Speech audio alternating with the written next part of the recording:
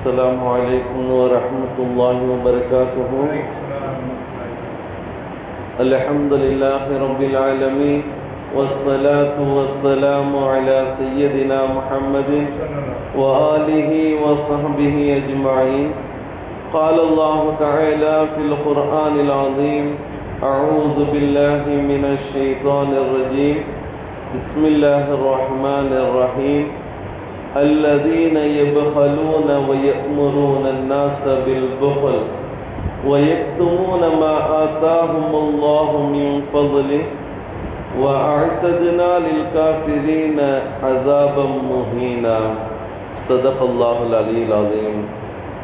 சர்வ புகழும் புகழ்ச்சியும் இவ்வுலகை படைத்து பரிபாலித்துக் கொண்டிருக்கக்கூடிய எல்லாமல்ல அல்லாஹ்விற்கே.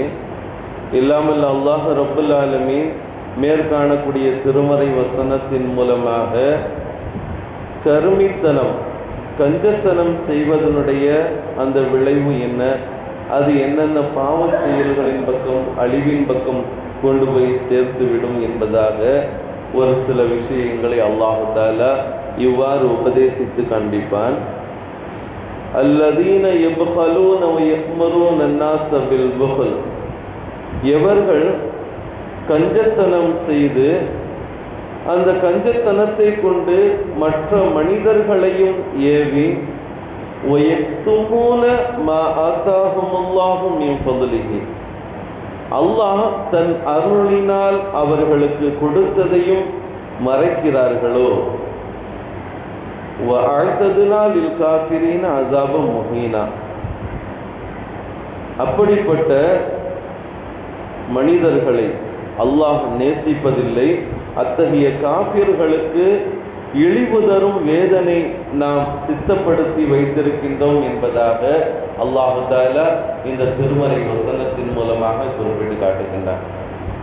ஹஸரத் இப்னு அப்பாஸ் ரலியல்லாஹு தஆலா அவங்க இந்த மேற்காணக்கூடிய திருமறை வசனத்திற்கு விளக்கம் தருவாங்க இவ்வாறு: மதீனத்து யூதர்களின் விஷயத்தில் இந்த வசனம் இறங்கியது. மதீனாவில் வாழக்கூடிய யூதர்களுடைய விஷயத்துல இந்த வசனம் இறங்கியது என்பதாக ஹஸரத் இப்னு அப்பாஸ் ரலியல்லாஹு தஆலா அவர்கள் கூறி அதற்கான விளக்கத்தையும் சொல்றாங்க. அவங்க என்ன காரியங்கள் செய்தார்கள் என்றால், அவர்கள் பெருமை அடித்தவர்களாக, கஞ்சர்களாக, பெருமை அடித்தவர்களாக, கஞ்சத்தனம் செய்பவர்களாகவும் பிறரையும் செலவு செய்வதிலிருந்து தடுப்பவர்களாகவும் அவர்கள் இருந்தார்கள். அவர்கள் அறிந்துள்ள வேத விஷயங்களையும் மறைப்பவர்களாக இருந்தாங்க. அல்லாஹ் அவங்களுக்கு அருளி அந்த வேதங்களுடைய விஷயத்தில் தனக்கு எது பாதகமானதாக இருக்கின்றதோ அது அனைத்தையும் மறைக்கக்கூடியவர்களாக இருந்தாங்க. அதனால தான் அவர்களுக்கு கேவலமான தண்டனை தயார் நிலையில் உள்ளதாக எல்லாமல் அல்லாஹ் ரப்பல் ஆலமீன் மேற்காணக்கூடிய திருமறை வசனத்தின் மூலமாக எச்சரிக்கை பிறப்பித்தான். அப்படிங்கிறத இந்த திருமறை வசனத்திற்கான விளக்கத்தை ஹஸரத் இப்னு அப்பாஸ் ரலியல்லாஹு தஆலா அவங்க இதற்கான விளக்கத்தை நமக்கு தராங்க. பொதுவாக உலகில் கஞ்சர்கள் 3 வகையினர்களாக இருக்கிறாங்க அப்படிங்கிறத வரலாற்று ஆசிரியர்கள் நமக்கு விளக்கம் தருவாங்க. அதுல 1வது மனிதர் தனக்கு மட்டும் செலவு செய்யக்கூடியவராக இருப்பார்.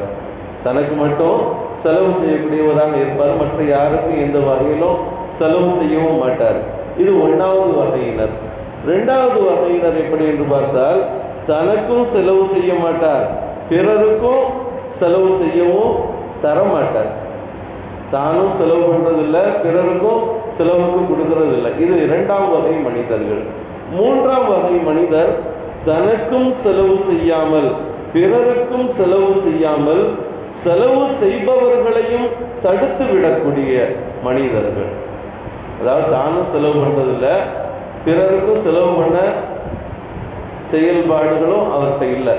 அதே போன்று யாராவது ஒருவர் அல்லாஹ்வுடைய பாதையில் தான தர்மங்கள் செய்யக்கூடிய, நல்லறம் செய்யக்கூடிய மனிதர்களையும் நீ அதெல்லாம் செய்யாத, வேணாம், பரவாயில்ல, பார்த்துக்கலாம் என்பதாக கொடுக்கக்கூடிய மனிதர்களையும் தடுக்கக்கூடிய மனிதர்கள். இப்படி 3 விதமான மனிதர்கள் இந்த உலகத்துல வாழ்றாங்க அப்படிங்கிறத வரலாற்று ஆசிரியர்கள் நமக்கு குறிப்பிட்டு, அதனாலதான் நபிகள் நாயகம் ஸல்லல்லாஹு அலைஹி வஸல்லம் அவங்க இவ்வாறு சொல்வாங்க, ஈமானும் கஞ்சத்தனமும் ஒருவரிடத்துல ஒன்று சேராது. ஈமானும் கஞ்சத்தனமும் ஒரு மனிதரிடத்துல ஒன்று சேராது. கஞ்சனாக இருந்தால் அவனிடத்துல ஈமான் இருக்காது. கஞ்சத்தனம் இருந்தா அந்த மனிதரிடத்துல ஈமான் இருக்காது. ஈமான் இருந்தால் அந்த மனிதன் கஞ்சனாக இருக்க மாட்டான் அப்படிங்கிறத நபிகள் நாயகம் ஸல்லல்லாஹு அலைஹி வஸல்லம் அவர்கள் கூறக்கூடிய அந்த பொன்மொழியை நம்ம பார்க்கிறோம். மற்றொரு ஹதீஸ்ல நபிகள் நாயகம் ஸல்லல்லாஹு அலைஹி வஸல்லம் இவ்வாறு எச்சரிப்பாங்க. அபூ ஹுரைரா ரலியல்லாஹு தஆலா அறிவிக்கக்கூடிய இந்த ஹதீஸ் புகாரி முஸ்லிம் ஷரீஃபில் பதிவு செய்யப்பட்டிருக்கின்றது. நபிகள் நாயகம் ஸல்லல்லாஹு அலைஹி வஸல்லம் இவ்வாறு சொல்வாங்களாம், ஒவ்வொரு நாளும் அடியார்கள் காலையில் எழும் பொழுது, ஒவ்வொரு அடியார்களும் காலையில எழும் பொழுது 2 மலக்குகள் என்ன செய்வாங்க, அந்த மனிதர்களுக்காக இவ்வாறு துஆ செய்வாங்களாம், பிரார்த்தனை செய்வார்களாம். துஆ செய்து கொண்டே இருப்பாங்களாம், யா அல்லாஹ், நல்வழியில் செலவு செய்பவருக்கு அழகான பரக்கத்தை நீ வழங்கிடுவாயாக. அதிகாலையில எந்திரிக்கக்கூடிய மனிதருக்கு ஒரு மலக்கு துஆ செய்வாங்க இவ்வாறு, யா அல்லாஹ், நல்ல வழியில யார் செலவு செய்யறாங்களோ அவங்களுடைய வாழ்க்கையில அழகான பரக்கத்தை நீ வழங்கிடுவாயாக அப்படின்னு சொல்லி மலக்குமார்கள் என்ன செய்யறாங்க, அந்த நல்லறம் செய்யக்கூடிய மனிதருக்காக வேண்டி அல்லாஹ்விடத்துல துஆ செய்யறாங்க. அல்லாஹ் ஏற்றுக்கொள்கின்றான். அதே போன்று இன்னொரு மலக்கு, யா அல்லாஹ், கஞ்சனுக்கு அவனது பொருளில் அழிவை தருவாயாக என்பதாக இன்னொரு மலக்கு துஆ செய்வாங்க. யாருக்கு உன்னுடைய அருள் கொடைகளை நீ வழங்கி இருக்கிறையோ அதுல யார் கஞ்சத்தனம் செய்கின்றார்களோ அவர்களுக்கு அந்த பொருளிலே நீ அழிவை தருவாயாக என்பதாக மற்றொரு மலக்கு என்ன செய்யறாங்களா, அல்லாஹ்விடத்துல துஆ செய்யறாங்களா. அப்படிப்பட்ட அந்த தன்மைகளை விட்டு உங்களை நீங்கள் பாதுகாத்துக் கொள்ளுங்கள் அப்படிங்கிற விஷயத்துல அண்ணலம் பெருமானார் ஸல்லல்லாஹு அலைஹி வஸல்லம் அவர்கள் கூறக்கூடிய இந்த ஹதீஸை நம்ம பார்க்கிறோம். மௌலானா ரூமி ரஹ்மத்துல்லாஹி அலைஹி அவர்கள் தன்னுடைய மகள் என்ன செய்யறாங்க, அவங்களிடத்துல கவலையுடன் ஒரு செய்தியை கொண்டு வராங்க. என்னுடைய கணவர் செலவினமே சரியா கொடுக்கறது இல்லை, ரொம்ப கஞ்சத்தனம் செய்யறாரு அப்படிங்கிற ஒரு கவலையோடு வந்து தம்முடைய தந்தையான மௌலானா ரூமி ரஹ்மத்துல்லாஹி அலைஹி அவர்களிடத்துல வந்து தம்முடைய மகளார் என்ன செய்யறாங்க சொல்றாங்க. அப்படி சொல்லக்கூடிய தருணத்தில் மௌலானா ரூமி ரஹ்மத்துல்லாஹி அலைஹி அவர்கள் தம்முடைய மகளுக்கு ஒரு சிறு கதையை என்ன செய்யறாங்க சொல்றாங்க. கொஞ்சம் நிம்மதியா இருக்கட்டுமே, கொஞ்சம் சந்தோஷமா இருக்கட்டுமே, ரொம்ப கவலைப்பட்டு நம்முடைய பிள்ளை வந்திருக்குது அப்படிங்கிறதுக்காண்டி என்ன செஞ்சாங்கன்னா ஒரு சின்ன ஒரு கதை சொன்னாங்களாம். அந்த கதையில ஒரு விஷயத்தை சொல்றாங்க. ஒரு மனிதன், ஒரு கஞ்சன் தன் அறையில என்ன செய்கின்றார், விளக்கை ஏற்றிக்கொண்டு ஏதோ எழுதி கொண்டிருந்தார். ஒரு கஞ்சத்தனம் செய்யக்கூடிய ஒரு மனிதர் தன்னுடைய அறையில, வீட்டினுடைய அறையில விளக்கை ஏற்றிக்கொண்டு ஏதோ ஒன்றை எழுதி கொண்டிருந்தார். பாங்கினுடைய ஓசை கேட்டது. தொழுகைக்கான அழைப்பு கொடுக்கப்படக்கூடிய நேரத்துல அந்த மனிதர் பள்ளிவாசலை நோக்கி செல்லக்கூடியவராக இருந்தார். பள்ளிவாசலை கொண்டு விரையக்கூடியவராக இருந்தார். போற வழியில அவருக்கு ஒரு ஞாபகம் வருது, ஆஹா, நம்ம அறையில விளக்கேற்றி வைத்து விட்டு வந்தோமே, அதை அணைக்காம வந்துட்டோம் அப்படிங்கிறதுக்காண்டி வேகமா என்ன செய்யறாரு, பள்ளிவாசலுக்கு போற மனிதர் திரும்ப வீட்டுக்கு போய் சத்தம் கொடுக்கிறார். தம்முடைய மனைவியை சத்தம் கொடுக்கின்றார். ஏமா என்பதால் இந்த வர்றங்க அந்த கதவை திறக்கக்கூடிய நேரத்துல, இல்ல இல்ல நீ கதவை திறந்துராத, அந்த தாழ்பால் தேய்ந்து விடும் என்பதாக அந்த கணவர் சொல்றார். தாழ்பால் தேய்ந்து விடும், அதனால நீ கதவை திறக்காத, என்னுடைய அறையில விளக்கு ஏற்றப்பட்டிருக்கின்றது, அதை அணைத்து விடு என்பதாக சொல்லக்கூடிய நேரத்துல அந்த மனைவி சொன்னாங்கன்னா, ஏங்க இவ்வளவு தூரம் அங்கிருந்து பள்ளிவாசலுக்கு போனவங்க இவ்வளவு தூரம் போயிட்டு விட்டு நீங்க திரும்பி வந்துட்டீங்களே, உங்களுடைய செருப்பு தேயாதா என்பதாக மனைவி கேட்கிறாங்க. கதவு தாப்பலை திறக்காதுன்னு சொல்றீங்க, அந்த தாப்பல் தேய்ந்து போயிடும் என்பதாக நீங்க சொல்றீங்க. ஆனா நீங்க பள்ளிவாசலுக்கு போயிட்டு நீங்க திரும்பி வர்றீங்களே, உங்களுடைய செருப்பு தேயாதா என்பதாக சொன்னவுடன் கணவனாகப்பட்ட அந்த கஞ்சன் சொன்னானா, பெருமை அடித்தவனாக கனைத்தவனாக சொன்னானா, எனக்கு எல்லாம் தெரியும், நான் ஒன்றும் அப்படி ஒன்றும் செருப்பு தேய விடலை, அந்த செருப்பை என்னுடைய கக்கத்தில் வச்சுட்டு தான் நான் என்ன செஞ்சிருக்கிறேன், வீட்டுக்கு வந்தேன் என்பதாக அந்த மனிதன் சொன்னான். இதை கேட்ட மௌலானா ரூமி ரஹ்மத்துல்லாஹி அலைஹி அவருடைய மகள், கவலையாக வந்த அந்த மகள் என்ன செஞ்சாங்க, சந்தோஷமாக வாய்விட்டு செஞ்சுட்டு போறாங்க.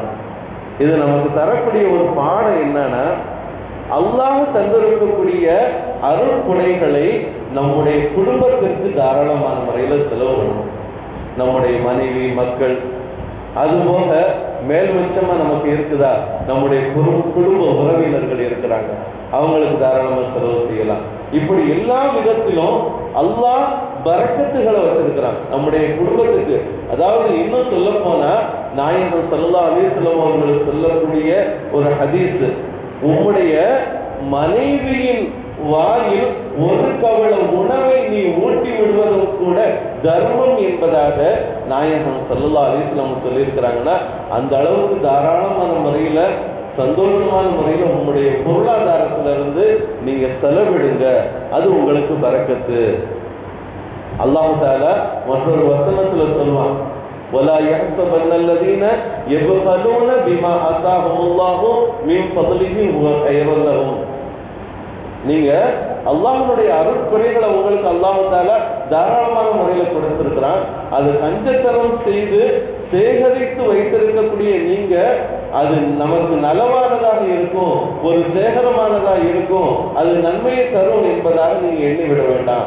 பல்லுவ ஷர்ருல் லஹும், அது உங்களுக்கு கேடை விளைவிக்கக்கூடிய அழிவை தரக்கூடியதாகத்தான் இருக்கும் அப்படிங்கிறத இல்லாமல் அல்லாஹ் ரப்புல் ஆலமீன் குறிப்பிடுகின்றானே. ஆனால் அல்லாஹ் தந்திருக்கக்கூடிய அருள் கொடைகளை, அதாவது வீண் விரயம் செய்யக்கூடாது. வீண் விரயம் செய்வதை அல்லாஹ் விரும்புறதில்லை. ஆனா நம்முடைய குடும்பத்திற்கு, நம்முடைய உறவுகளுக்கு, நம்முடைய பிள்ளைகளுக்கு தாராளமான முறையில் நாம் என்ன செய்யணும், அவர்களுக்கு தேவைகளை நாம் சரியான முறையில் பூர்த்தி செய்யணும். அதுதான் மகத்தான பரக்கத்துகளை தரக்கூடியதாக இருக்கும் என்பதை மேற்காணக்கூடிய திருமறை வசனம் நாயகம் ஸல்லல்லாஹு அலைஹி வஸல்லம் அவர்களுடைய பொன்மொழிகள் நமக்கு ஒரு சிறந்த பாடத்தை தரக்கூடியதாக இருக்கின்றது.